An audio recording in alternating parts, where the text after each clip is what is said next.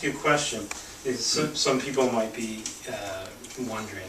So you found that being able to be in the generate alpha waves had all these benefits, and then sort of later on you discovered a way to help people do this, right? In a technique. Yes.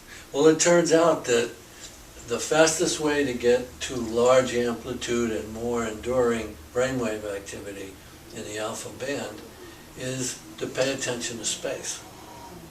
By just paying attention to the space, for example, in which the reader finds himself now, the room that he's in, just being aware of the space in the room can change your brainwaves rather dramatically. Along with that change goes a change in all the physiological systems of the body.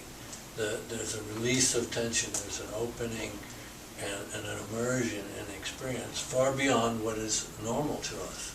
What I find fascinating about open focus is that really you discovered this by a very empirical scientific method because you were able to measure the brain waves, and we'll get into that a little bit more when we talk about the neurofeedback part of it.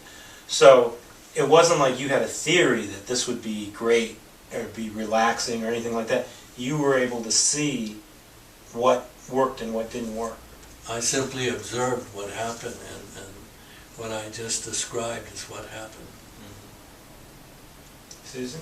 I love that too. Mm-hmm. And there are a lot of theories around, and there are a lot of psychological techniques and guided imagery and visualization techniques. What I love is that every step in the open focus process has been backed up by empirical information, and I think it makes it very hardcore, sort of Western technology guiding things that have not typically been focused on in the West.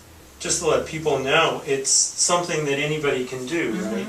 It's a standalone technique. I know you use it in conjunction with neurofeedback, and we're going to talk about that a little bit. But it's a standalone. You don't need the neurofeedback. Yeah. There are exercises out that I've published that helps a person go from rather a simple technique of experiencing the space in the room and the space between their fingers on through various other orientations to space. The space in your body or the space your body occupies, and how you might relate to space by immersing yourself in it or separating yourself from it. There are a total of 18, actually I just wrote another one, 19 different exercises that help you realize your relationship to space. Yeah, they're very powerful, and I was really amazed when I started doing some of the basic ones, and how far you went with the idea of space. And I, as I'm sure many of our viewers have tried different things, and gotten a lot of benefit from a lot of different types of meditation and everything. But I was really struck by the open focus method with, first of all, identifying space, which in a lot of these techniques, that's sort of an advanced concept that maybe they don't bring in right away. But it was just right at the core of the open focus method. And so simple. Yeah. Talking about this is way more intellectual than you need to be. And it's frustrating because it's hard to convey how subtle and well backed up by science this is. And the actual practice is something we teach kids. Right. Every day. We teach 10-year-olds to do it quite easily. I didn't get this idea that space is valuable to meditate on or to think about or to attend to.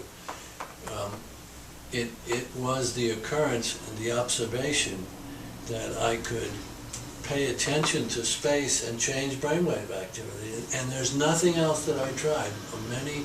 Many separate experiments with other vehicles, color, perfumes, Music. Music, relaxation exercises. They didn't do what space did do. What nothing did. What nothing did, yes, exactly.